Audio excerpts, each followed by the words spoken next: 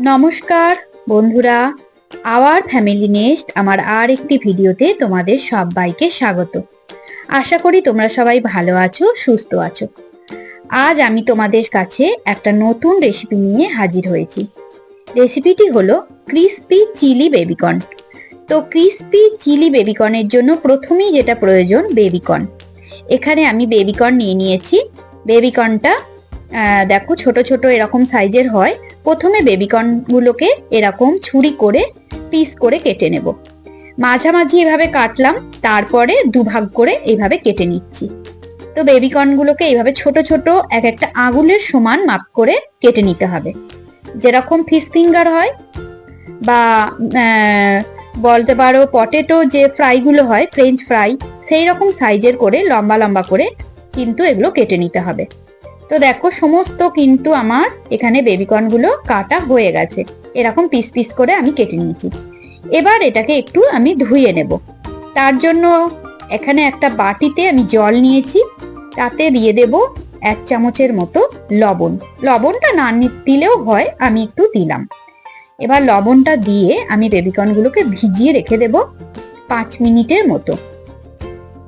5 মিনিটের মতো বেবিকর্নগুলোকে হালকা হাতে দিয়ে দিচ্ছি, কারণ বেবিকর্নগুলো খুব সাবধানে না দিলে কি হচ্ছে, ছোট ছোট যে বেবিকর্নের ইয়েগুলো ছিল পিসগুলো খুলে খুলে বেরিয়ে যায়। তো সাবধানে দিয়ে হালকা হাতে এইভাবে একটু ধুয়ে নেব। দিয়ে এটা 5 মিনিটের জন্য জলে ভিজিয়ে রাখবো। এটা কিন্তু গরম জল নয়, নর্মাল টেম্পারেচারের জল। তো জলটার মধ্যে আমি বেবিকর্নগুলো 5 মিনিটের জন্য এখন ভিজিয়ে রাখছি। একদম রেস্টুরেন্টের মতো টেস্ট হবে এই ক্রিসপি চিলি বেবিকর্নের। তোমরা বাড়িতে অবশ্যই ট্রাই করবে এবং আমাকে জানাবে কিন্তু। তো দেখো ক্রিসপি বেবিকর্নের জন্য ফার্স্টে যেটা দরকার, এখানে দেখো পেঁয়াজ আর আমি নিয়েছি ক্যাপসিকামটাকে এরকম ছোট ছোট পিস করে কেটে নিয়েছি। আর নিয়েছি রসুন, বেশ কিছুটা রসুন আমি কিন্তু থেতো করে নিয়েছি। রসুন একটু বেশি পরিমাণ লাগবে। আর নিয়েছি ছোট্ট ছোট্ট করে জুলিয়ান করে কেটে নিয়েছি এখানে আদার টুকরো, খুব সামান্যই একটু আদার টুকরো আমি নিয়েছি, খুব বেশি দরকার নেই। আর নিয়েছি 4টের মতো কাঁচা পাকা লঙ্কা। ঝালটা যে যার মতো, যেহেতু একটু এই রেসিপিটির নাম ক্রিসপি চিলি বেবিকর্ন, চিলি তো দরকার বটেই। তো চিলি যে কাঁচা লঙ্কাগুলোকে আমি ছোট্ট ছোট্ট করে এরকম কাঁচি করে ছোট ছোট টুকরো করে কেটে নিচ্ছি। দেখো বেশ কিছুটা আমি কাঁচা লঙ্কা এরকম ছোট ছোট টুকরো করে কেটে নিয়েছি। তো দেখতেও ভালো লাগে এরকম কাঁচা পাকা লঙ্কা, আর খেতেও কিন্তু একটু ঝাল ঝাল ভালোই হয়। তো দেখো 5 মিনিট হয়ে গেছে, এটা আমি ভিজিয়ে রেখেছি। এখন আমি জল থেকে এগুলো তুলে নেব। বেবিকর্নগুলোকে জল ঝরিয়ে আস্তে আস্তে আমি আর একটা বাটির মধ্যে বেবিকর্নগুলোকে জল ঝরিয়ে আস্তে আস্তে হালকা হাতে তুলে নিচ্ছি।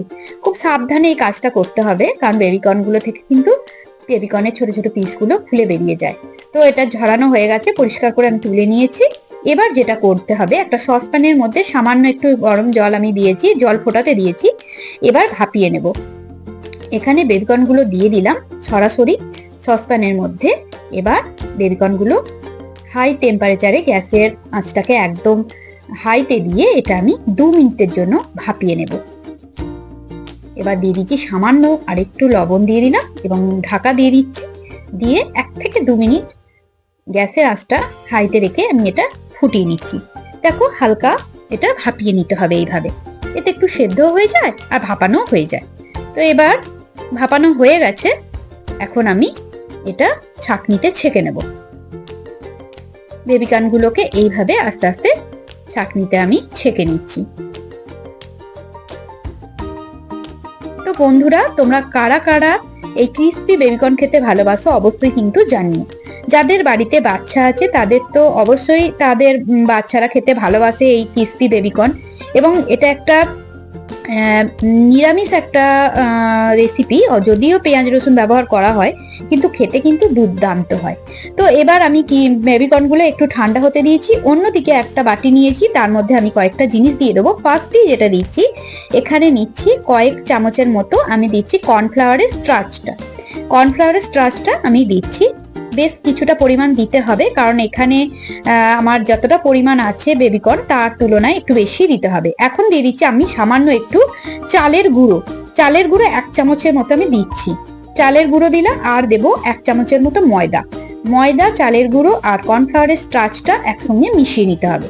চালের গুঁড়োটা এই কারণেই দিলাম, বেশ একটা মুচমুচে ভাব আসে তার জন্য। এবার সামান্য পরিমাণে একটু লবণ দেবো, কারণ লবণটা একটু বুঝে শুনে দিতে হবে। এখন দিচ্ছি গোলমরিচের গুঁড়ো, আর দেব একটু কাশ্মীরি লঙ্কার গুঁড়ো, আর দেব রসুন যেটা থেতো করে নিয়েছিলাম সেটা 1 চামচের মতো দিয়ে দিলাম, আর একটু সামান্য আদা বাটা। আদা রসুন বাটাটা একসঙ্গে দিলে ভালো হয়, আমি আলাদা আলাদা করেই দিয়েছি। এবার সামান্য একটুখানি জল দেবো। এখানে দেখো কনসিস্টেন্সিটা বুঝে শুনে করতে হবে, খুব গাঢ়ও করা চলবে না এবং খুব মানে পাতলাও করা চলবে না, কারণ এটা আমার বাইন্ডিং এর কাজে লাগবে। এই যে বেবিকর্ন গুলো আমি রেখেছি না, সেই বেবিকর্ন গুলোকে এটা দিয়ে বাইন্ডিং করব, তার জন্য সেইভাবে ঘনত্বটা তৈরি করে নিতে হবে।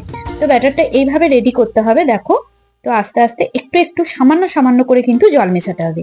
খুব বেশি বেশি জল মেশালে কিন্তু একবারে পাতলা হয়ে যেতে পারে, তাই অল্প অল্প করে জল মিশিয়ে আস্তে আস্তে এইভাবে ব্যাটারটা রেডি করে নিতে হবে। তো আমি এটা হাতের সাহায্যে করছি, কারণ হাতেতেই আমি কমফোর্টেবল ফিল করি, তার জন্য আমি হাতেই এই ব্যাটারটা তৈরি করে নিচ্ছি। তো দেখো এরকম একটা ঘনত্ব আসবে। এবার এর মধ্যে যে বেবিকর্ন গুলো ঠান্ডা হতে রেখে দিয়েছিলাম সেগুলো দিয়ে দেব। এবার হালকা হাতে এগুলো ভালো করে মাখিয়ে নিতে হবে। খুব সাবধানে কাজটা করতে হবে, নাহলে কিন্তু খুলে যেতে পারে বা ভেঙে যেতে পারে বেবিকর্ন গুলো। তাই খুব সাবধানে এভাবে মাখিয়ে মিনিট 5-6 রেখে দেব।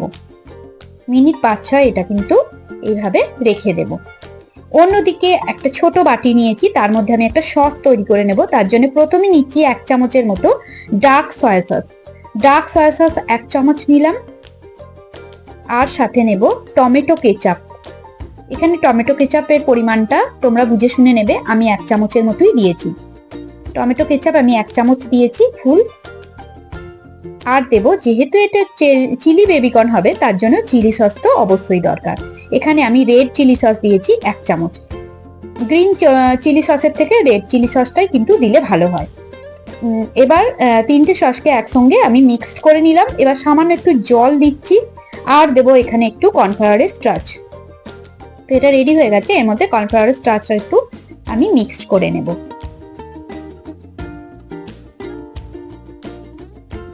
এই যে কর্নফ্লাওয়ারের স্টার্চটা আমি দিয়ে দিলাম, এটা একবারই দিয়ে দিচ্ছি। এটা লাস্টেও ব্যবহার করা যেতে পারে জল দিয়ে, তো আমি একবারই রেডি করে এটা রেখে দিচ্ছি। এই সসটা কাজে লাগবে। তো এটা এক সাইডে রেখে দিলাম। অন্যদিকে মোটামুটি বেবিকর্ন যেটা ম্যারিনেট করে রেখেছিলাম সেটা একদম রেডি হয়ে গেছে। এখন আমি ফ্রাইং প্যানে সাদা তেল গরম করতে দিয়েছি। তেলের টেম্পারেচারটা একটু বুঝে শুনে নিতে হবে। মিডিয়াম যখন টেম্পারেচারটা আসবে, খুব বেশি টেম্পারেচার কিন্তু থাকলে চলবে না, তখন গ্যাসের আঁচটাকে লো টু মিডিয়ামে রেখে এখন একটা একটা করে এই বেবিকর্ন গুলো দিয়ে দেব ফ্রাইং প্যানে, এবং একটা একটা করে কিন্তু এইভাবে ভেজে নিতে হবে। আর একটা কথা, এটা কিন্তু একটু সময় নিয়ে ভাজতে হবে, গ্যাসের আঁচটা থাকবে একদম লো টু মিডিয়ামে। এবারে উল্টো পাল্টে আমি এটা ভাজবো। এটা ইচ্ছা হলে তোমরা ডিপ ফ্রাই করতে পারো, তো আমি এভাবে শ্যালো ফ্রাই করে নিয়েছি। আর একটা কথাও আমি তোমাদের বলতে চাই বন্ধুরা, সেটা হলো অনেকে এটাকে ডাবল ফ্রাই করে, আমি একবারই সিঙ্গেল ফ্রাই করেই নিয়েছি।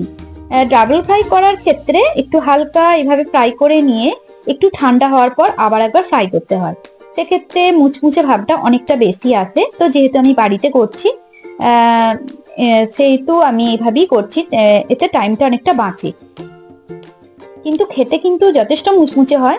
যেহেতু এখানে চালের গুঁড়ো, কর্নফ্লাওয়ার, স্টার্চ দেওয়া আছে, মুচমুচে কিন্তু হবেই। তো এইভাবে একটু সময় নিয়ে যদি এটা ফ্রাই করে নেওয়া যায় তাহলে কিন্তু বেশ ভালো হয়। তো এইভাবে ফ্রাই হয়ে গেছে আমার বেবিকর্ন গুলো। এবার আমি এগুলো আস্তে আস্তে তুলে নিচ্ছি ফ্রাইং প্যান থেকে। এটা একবারে দেব না, ফার্স্ট ব্যাচে এটা আমি ভেজে নিলাম, সেকেন্ড ব্যাচ আবার কিন্তু আমি দিতে থাকবো। তো এবার তুলে নিয়ে আমি একটা টিস্যু পেপারের ওপর এগুলো রেখে দিয়েছি, আর এক্সট্রা তেলটা যাতে অ্যাবজর্ব হয়ে যায়। তো ফার্স্ট ব্যাচ আমার ভাজা হয়ে গেছে, সেকেন্ড ব্যাচ আমি ভেজে নেব। তো দেখো কত সুন্দর খেতে হয়েছে, কত সুন্দর দেখতে হয়েছে। দেখো ভীষণ সুন্দর হয়েছিল, বেশ মুচমুচে ভাব হয়েছিল। তো এখন এগুলো ভাজা হয়ে গেছে আমার সবকিছু। দেখো এগুলো কিন্তু শুধুই খেতে দারুণ লাগে, চায়ের সঙ্গে বলো, স্ন্যাক্স হিসাবে সন্ধেবেলায় খুব ভালো লাগে। তো এবার আমি যে পেঁয়াজ আর ক্যাপসিকামের স্লাইস গুলো করে রেখেছিলাম সেগুলো প্রথমেই তেলে আগে ভেজে নেবো। এগুলো কিন্তু হালকা করে ভেজে নিতে হবে, খুব বেশি কিন্তু ফ্রাই করলে চলবে না, হালকা ফ্রাই করে নিতে হবে যাতে ক্রিস্পিনেসটা বজায় থাকে।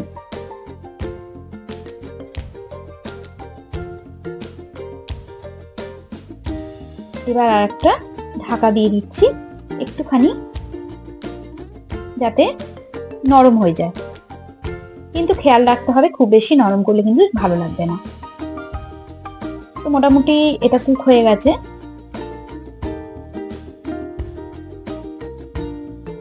এগুলো এবার তুলে নেব এবং আর একবার ঢাকা দেব, কারণ এটা মনে হচ্ছিল ঠিকঠাক হয়নি, ওই জন্য আমি আর একবার ঢাকা দিয়েছি। দু একবার ঢাকা দিয়ে এটা আমি ভেজে নিচ্ছি।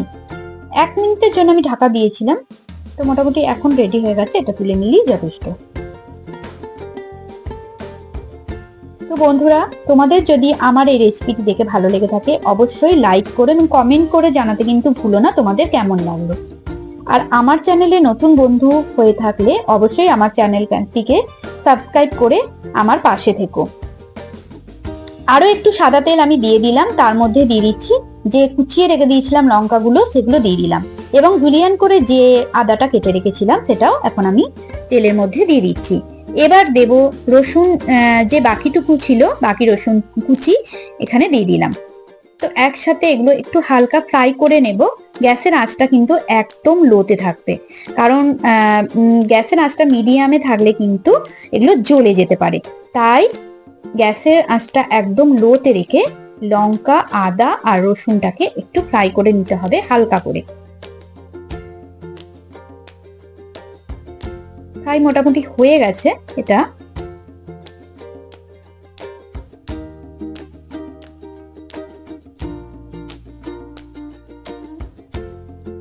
দেখো মোটামুটি আমার ফ্রাইটা হয়েই এসেছে। এখন আমি যে সসটা রেডি করে রেখেছিলাম সেটা এতে দিয়ে দেব।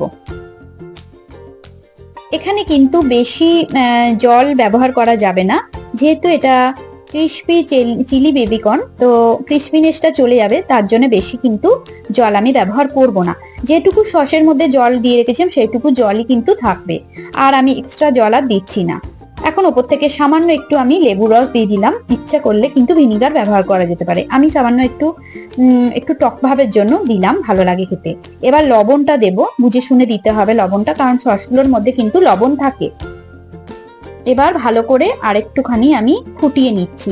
গ্যাসের আঁচটাকে আমি একদম মিডিয়ামে রেখেছি এবং ভালো করে এটা ফুটিয়ে নিচ্ছি।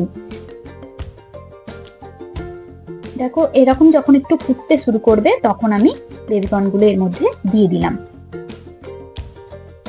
বেবিকর্নগুলো এবার কিন্তু হালকা করে নাড়াচাড়া করে নেব।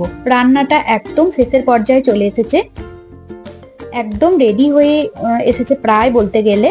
ভীষণ ভালো লাগে খেতে, রুটি বলো, ফ্রাইড রাইস বলো, বা এমনি স্ন্যাক্স হিসাবেও কিন্তু এটা দারুণ খেতে লাগে। যে কোনো অনুষ্ঠানে এটা কিন্তু বানানো যেতেই পারে এবং বাচ্চারা খেতে কিন্তু প্রচন্ড পরিমাণে এগুলো ভালোবাসে, বড়রাও কিন্তু। এবার আমি ওপর থেকে ছড়িয়ে দিচ্ছি ক্যাপসিকাম আর পেঁয়াজ, যে স্লাইস গুলো ছিল যেগুলো ভেজে রেখেছিলাম সেগুলো দিয়ে দিলাম, হালকা টস করে নিচ্ছি এইভাবে। তো তোমাদের কেমন লাগলো অবশ্যই কিন্তু জানাতে ভুলো না।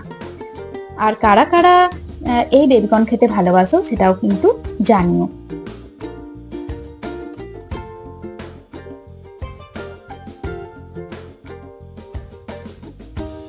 একদম রেডি হয়ে গেছে আমার ক্রিসপি চিলি বেবিকর্ন।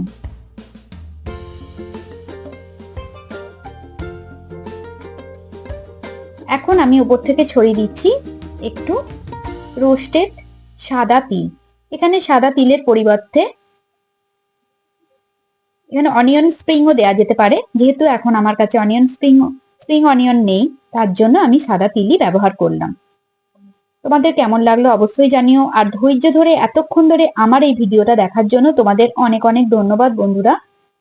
ততক্ষণ পর্যন্ত তোমরা সবাই ভালো থেকো, সুস্থ থেকো।